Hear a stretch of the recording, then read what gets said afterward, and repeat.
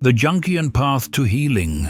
Why you must integrate trauma, not overcome it. For decades, the idea of overcoming trauma has been treated as a simple psychological imperative. Popular culture, many traditional therapies, and even well-meaning advice push us toward a simplistic, almost aggressive logic. The past must be left behind. Forget it, overcome it, move on. But what if this approach, instead of truly freeing us, is the very thing that keeps us deeply trapped? What if insisting on erasing the pain is precisely what perpetuates suffering? According to Carl Gustav Jung, one of the greatest names in depth psychology, this simplistic coping model is not just inadequate, it is dangerous. For Jung, trauma doesn't disappear when ignored. It fragments, it dissociates, and it continues to operate beneath the surface of the conscious mind. Like a silent, insidious virus, it infiltrates your thoughts, your emotions, and your behaviors, taking silent control of the psyche without the individual ever realizing it. If left unaddressed with awareness, trauma transforms into what Jung called an autonomous complex, an unconscious, energetic core that lives its own life, complete with desires, reactions, and intentions that often violently contradict the individual's rational will. These complexes don't just survive repression, they thrive in the shadows. They emerge in moments of crisis, they drive patterns of self-sabotage, and they compel us toward repetitive choices that hurt us, as if something deep within us is determined to relive the same original pain indefinitely. Jung observed that many traumatized individuals develop a subtle form of psychic imprisonment, identification with the victim. This is an internal trap where the very identity molds itself around the wound. The individual not only experiences the pain, they become the pain. And any possibility of true healing begins to represent an existential threat, as it implies losing the only narrative the subject knows about themselves.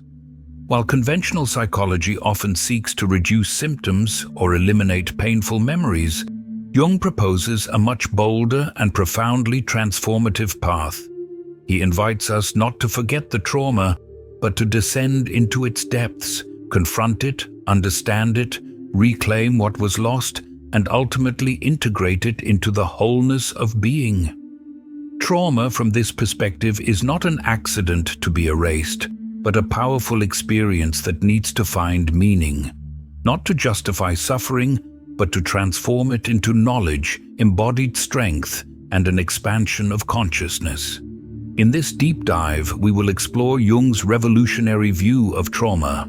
You will understand why he believed that true healing does not come from forgetting, but from symbolic integration, a deep, alchemical, and above all, human process. If you carry old wounds that never truly seem to heal, if you see patterns that repeat without explanation, or if you have a persistent, gnawing sense that something vital within you is fragmented, this video is for you. Because perhaps what you are seeking is not to overcome trauma, but to finally become whole. The illusion of overcoming. Why repression fails. Most people are sold a false narrative that healing a trauma means erasing it. Erasing memories, controlling triggers, stopping the pain entirely. It's such a widespread belief that it has become a modern, rigid dogma. If you still feel it, if it still hurts, you are failing to heal. But this narrative, this belief that healing is the absence of suffering, is a profound illusion. And according to Carl Jung, it is a dangerous illusion. In many contemporary therapeutic models, trauma is approached as a kind of foreign body lodged in the mind, something that needs to be processed until it is expelled from the system. They focus on the external symptom, the quick fix, the immediate emotional regulation. Jung had a radically different view. For him, trauma is not an external entity that can be removed like a tumor. It infiltrates the deepest roots of the psyche. And when it is not understood and integrated, it does not disappear. It simply transforms specifically into those autonomous complexes. These complexes are dissociated fragments of personality that separate from the conscious ego and begin to operate independently, like psychic entities with their own hidden agenda. They are formed when the ego, unable to cope with the overwhelming emotional impact of an event, isolates that experience from the rest of the psyche. But what is isolated is not annulled. It simply gains a life of its own, acting on the fringes of consciousness. And that is where the real systemic problem begins. The hijacking of the self, the complex in action. An autonomous complex can be activated by any stimulus that symbolically refers back to the original trauma. A phrase, a tone of voice, a specific bodily sensation, or even a fleeting memory. Suddenly, the individual finds themselves reacting explosively or paralyzingly, without any rational understanding of why. It is not conscious. It is the complex hijacking the self. Jung observed that in these moments, the personality is effectively taken over. The subject does not react based on the present reality, but based on an unresolved past that is desperately trying to manifest itself. This is the mechanism behind irrational behaviors like disproportionate anger outbursts, extreme paralyzing fear in situations that are objectively safe, destructive patterns in relationships where you push away the very love you seek. The cruel irony is this: the more the trauma tries to be forgotten, the more power it gains in the unconscious. This is a fundamental truth of depth psychology. What is not faced with awareness manifests as fate. Therefore, simply trying to move on is not just ineffective, it is a way of feeding the very suffering. It's like trying to heal a deep infection by covering it with makeup and pretending the pus isn't there. The outside may look more presentable, but the infection continues to grow underneath, poisoning the entire system. True healing requires the courage to descend to the root of the pain, to face head-on what has been avoided, and to bring to light what has been consciously pushed into the darkness. The trap of victim identity. Secondary gain. Among Carl Jung's most unsettling discoveries is the realization that trauma often doesn't just leave deep marks on the psyche, it actively shapes the very identity of the individual. Over time, pain ceases to be just a memory. It becomes a mirror. And when we look into that mirror for too long, we end up believing that we are what we reflect: the victim, the rejected, the broken. This phenomenon of identification with the complex means that the trauma becomes the gravitational center of the psyche. Everything begins to orbit around that pain. The personal narrative, beliefs about the world, relationships, behaviors, everything is filtered through the lens of the wound.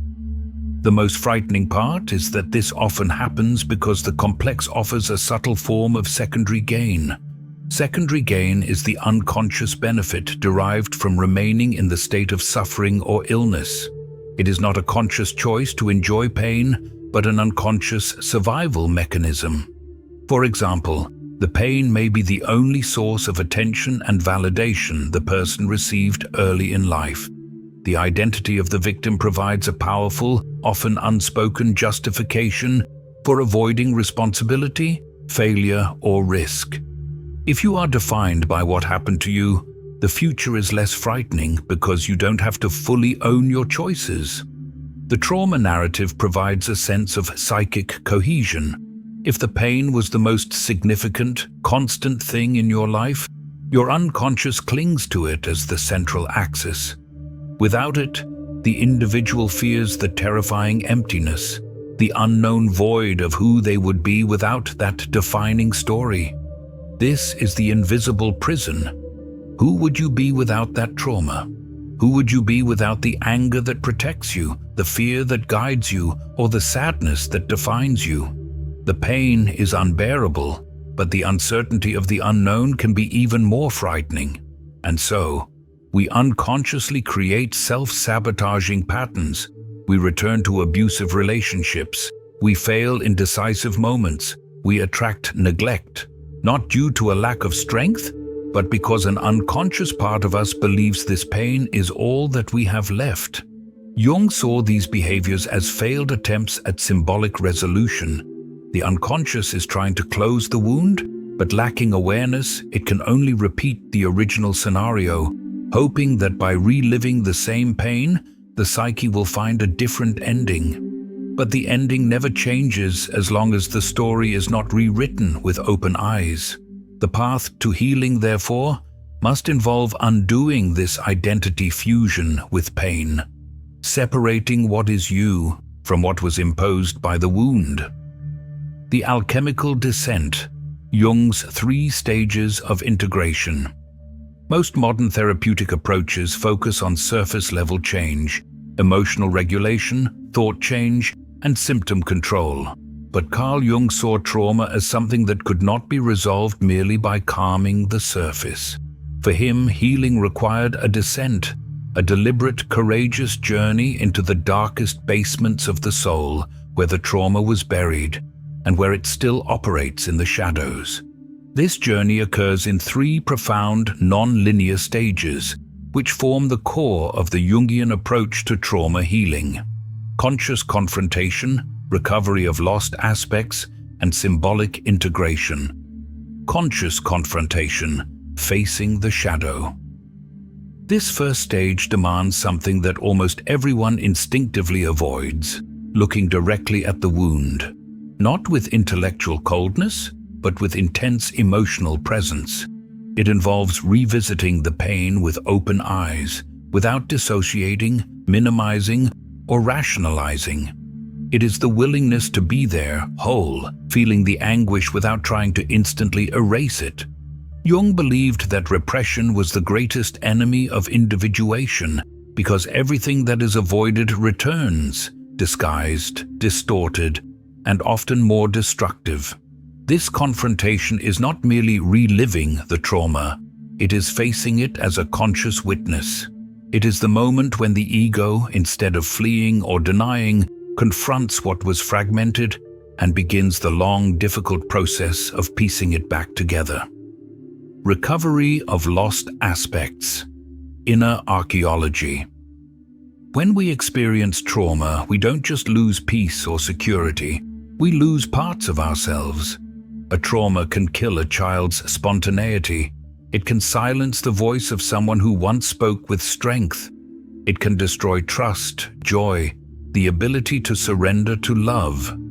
Jung called this soul loss, essential fragments of the psyche that detach and hide in the unconscious as a form of self-protection. At this stage, therapeutic work is akin to inner archaeology, digging deep to retrieve these parts, not just as memories, but as living potentials that need to be reintegrated into the present. It is not enough to understand what was lost. It is necessary to reincarnate these parts in real life. To laugh again, to trust again, to create again, to bring back the vitality frozen by the trauma. This often involves working with archetypal images and active imagination to give shape and energy to the fragmented self. Symbolic integration, the scar as wisdom. The third stage, and perhaps the most sophisticated, is symbolic integration. Here, the goal is not to justify the trauma, but to give it meaning. Jung saw the symbol as the language of the unconscious, a bridge between the inner and outer worlds. When we manage to symbolize the trauma, it ceases to be merely a destructive event and becomes a portal to transformation. This means recognizing that, by traversing unimaginable suffering, qualities emerge that would never have awakened otherwise. Resilience, profound compassion, depth, and clarity. The wound heals, but it leaves a mark, and this mark, when understood symbolically, transforms into a deep, unshakable strength. As Jung said, "We do not heal by denying the darkness, but by illuminating it." Symbolic integration brings the darkness to the light of meaning, where it loses its destructive power. the embodied wisdom, living with the scar. Most people believe that healing a trauma means returning to who they were before it happened, a pure, intact version of the self. But Carl Jung dismantles this illusion with surgical precision. For him, true healing is not regressive, it is transformative. It is not about going back to an original self, but about becoming someone who would never have existed without that pain. The scar is not a flaw. It is a seal of evolution. When trauma is truly integrated, it loses its parasitic power. It does not disappear, but it ceases to act as an unconscious core that hijacks your identity. Instead of dictating your reactions, it transforms into understood memory. You still remember the pain, but it no longer decides for you.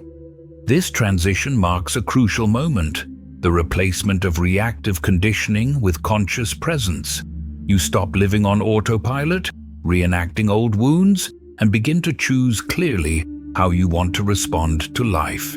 Trauma, when symbolized, aligns with your existential narrative and thus transforms into a source of embodied wisdom. It is not a theoretical wisdom. It is a type of wisdom that lives in the body and in the soul. The wisdom of someone who has survived the unbearable and emerged with expanded vision, resilience, and compassion. The scar in this context is symbolic. It tells a story you can narrate, not a story that controls you. The difference is subtle, but transformative. Because while the wound bleeds and paralyzes, the scar guides and teaches. It reminds you that you have been at the bottom and returned, that you have been afraid and faced it, that you have been broken and rebuilt yourself with your own hands. Healing for Jung is this alchemical process in which the lead of suffering transforms into the gold of consciousness. The new starting point, freedom in the present. Healing from trauma is not a finish line, it is a new starting point. When you integrate the experiences you have tried to avoid your whole life, something profound happens. You don't free yourself from the past, you free yourself in the present. Jung taught us that true liberation does not come from repression, but from integration. What you repress becomes your destiny. What you integrate becomes your strength. And that is why the journey inward, no matter how painful and uncomfortable it may be, is always more powerful than escape. Living with awareness after the integration of trauma is not living without pain. It is living without being enslaved by it. It means that even if certain old emotions still visit you, they no longer invade your home without permission. They knock on the door, and now you have a choice. You can welcome them with maturity, understand their origin, and decide how to act. This is the essence of individuation, becoming whole, even with the cracks. And being whole is not being perfect. It is recognizing your darkest parts without shame. It is learning to say, yes, this happened to me, but also affirming, this does not define me. It is living with compassion, not only for others, but for the self that bravely survived the storm. When you stop running away from yourself, you finally begin to live as a whole human being. The scar is still there. It always will be. But now, it does not bleed. It shines. If you have made it this far, you may have recognized parts of yourself in this journey. You may have seen yourself in patterns that now finally make sense. And perhaps, just perhaps, you have felt the beginning of an inner call to look at yourself with more honesty and more courage. The journey inward is the most powerful journey of all. Are you ready to continue? The deepest secrets of your soul await your conscious attention.